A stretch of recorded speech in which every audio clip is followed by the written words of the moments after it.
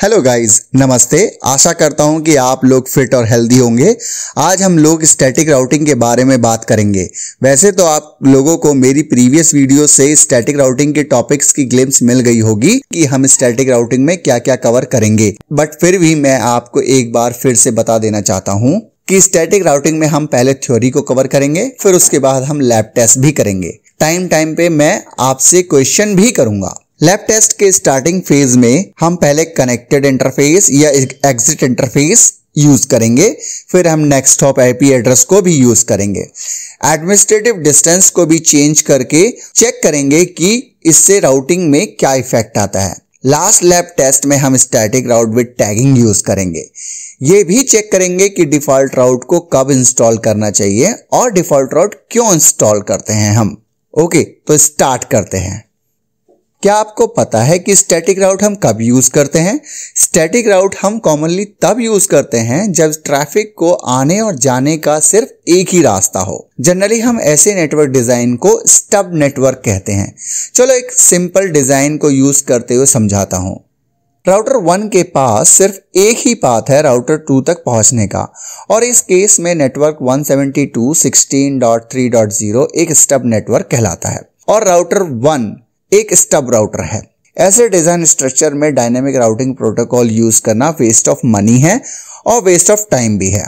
ऐसे डिजाइन में स्टैटिक राउट यूज करना बेस्ट है और रिलायबल भी है। ISR राउटर में स्टैटिक राउट इंस्टॉल करने के लिए IP राउट कमांड का यूज होता है, और कंप्लीट सिंटेक्स की बात करें तो वो कुछ इस तरह होता है।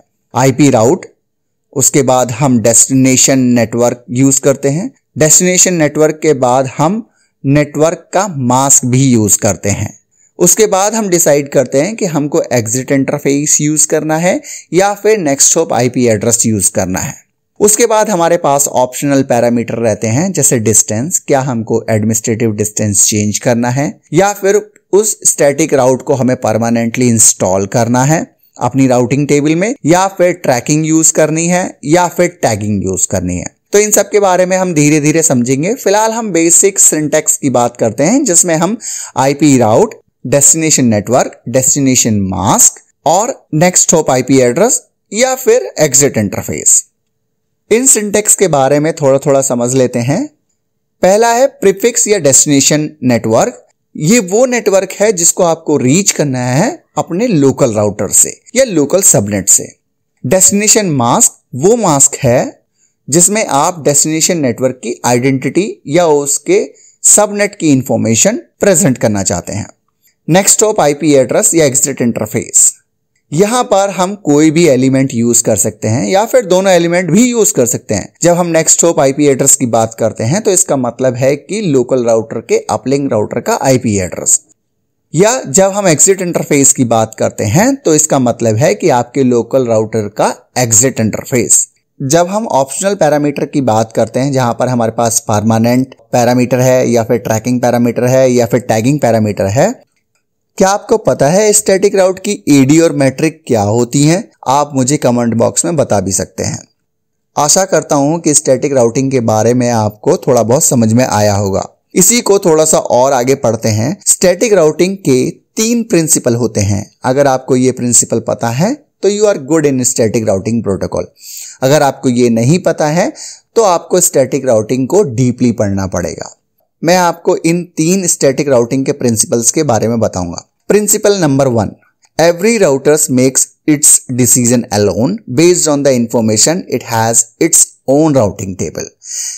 कहने का मतलब ये है कि राउटर्स की अपनी डिसीजन मेकिंग होती है और राउटर हमेशा अपनी लोकली राउटिंग टेबल के बेस पर ही पैकेट फॉरवर्ड करता है। अगर राउटर अपनी राउटिंग टेबल और पैकेट फॉरवर्डिंग डिसीजन नेटवर्क में रन हो रहे किसी भी राउटर से कंसल्ट नहीं करता है।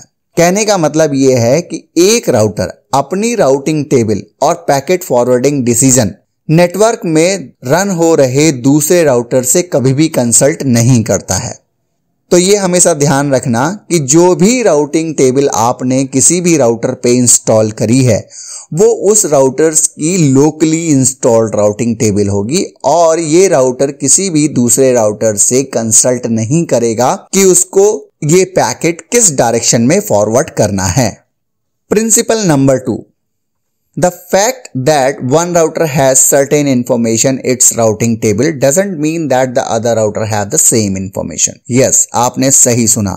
जी हाँ, बिल्कुल आपने सही सुना। अगर राउटर 1 के पास A और B राउट्स हैं उसकी राउटिंग टेबल में, तो इसका मतलब ये नहीं है कि राउटर 2 के पास A और B राउट्स हैं। हो सकता है राउटर 2 के पास A, B, C हो, या हो सकता है कुछ और भी राउट्स हों। ऐसा भी हो सकता है कि राउटर 1 और राउटर 2 के बीच में और भी एक राउटर हो और जिसके पास और भी राउट्स की इंफॉर्मेशन हो। स्टैटिक राउटिंग प्रोटोकॉल की यही एक ब्यूटी है और ये प्राइवेसी के एंगल से भी सही है। राउटर 1 को नहीं पता राउटर 2 की राउटिंग टेबल में कौन कौन से राउट्स इंस्टॉल्ड हैं और राउटर 2 को नहीं पता कि राउटर 1 की राउटिंग टेबल में कौन कौन से राउट इंस्टॉल्ड हैं। मेरा कहने का मतलब है कि if you are working as a network administrator for your company, तो आपको ही नेटवर्क में राउटिंग टेबल की डिसीजन मेकिंग करनी है। I mean you still need to configure the proper routing on the other routers to make sure they have proper routes installed in their routing table. Principle rule number 3, routing information about a path from one network to another network does not provide routing information about the reverse or return path। ज्यादातर case में traffic communication by directional होता है। इसका मतलब यह है कि packet source से डेस्टिनेशन और डेस्टिनेशन से सोर्स ट्रैवल करता है। सोर्स से डेस्टिनेशन नेटवर्क तक जाने का पाथ या राउटिंग इंफॉर्मेशन ये नहीं जस्टिफाई करता है कि पैकेट डेस्टिनेशन नेटवर्क से सोर्स नेटवर्क तक भी आ जाएगा। इस केस में आपको डेस्टिनेशन राउटर पर भी स्टैटिक राउट इंस्टॉल करके बाई डायरेक्शनल कम्युनिकेशन कराना होगा। You will have to configure proper static route on the other routers to make sure they have routes back to the source network। तो ये थी कुछ basic information about static routes. Static routes के कुछ advantage भी हैं और कुछ डिसएडवांटेज भी हैं। अगर हम एडवांटेजेस की बात करें तो सबसे पहले आता है मिनिमल CPU। इसका मतलब यह है कि आपने मैन्युअली राउटिंग टेबल में राउट्स इंस्टॉल किए हैं। राउटर को कोई भी और फंक्शन एक्टिवेट नहीं करना है। वो ना ही किसी दूसरे राउटर से अपनी राउटिंग टेबल को शेयर करेगा, ना ही डिसीजन मेकिंग को शेयर करेगा, जिससे कि राउटर का मेमोरी और CPU यूटिलाइजेशन कम होगा। दूसरा एडवांटेज है नो बैंडविड्थ ओवरहेड। इसका मतलब है कि जो लिंक हम राउटर 1 और राउटर 2 के बीच में यूज कर रहे हैं उस पर कोई भी कंट्रोल पैकेट फॉरवर्ड नहीं हो रहा है, जिसका मतलब ये है कि हमारे पास कंप्लीट डेटा ट्रैफिक ट्रैवल करेगा उस लिंक पर। तीसरा एडवांटेज ये है कि हमको हमारे नेटवर्क में कंप्लीट कंट्रोल रहेगा, क्योंकि राउटिंग टेबल हमने पॉपुलेट करी है, हमको डिजाइन पता है, हमको आर्किटेक्चर पता है, जिससे हम कभी भी उस नेटवर्क को चेंज कर सकते हैं और ट्रैफिक को भी चेंज कर सकते हैं। अगर हम डिसएडवांटेज की बात करते हैं तो सबसे बड़ा ड्रॉबैक ये है कि हम इसको बड़े नेटवर्क में यूज नहीं कर सकते।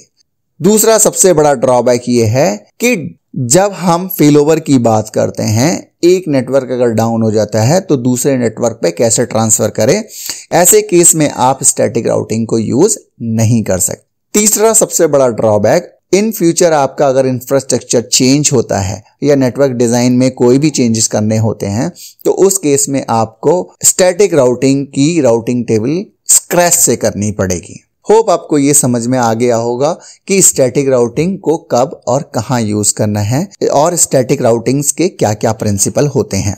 अगर आपको ये वीडियो अच्छी लगी हो तो लाइक कीजिए, सब्सक्राइब कीजिए और अपने दोस्तों के साथ शेयर कीजिए।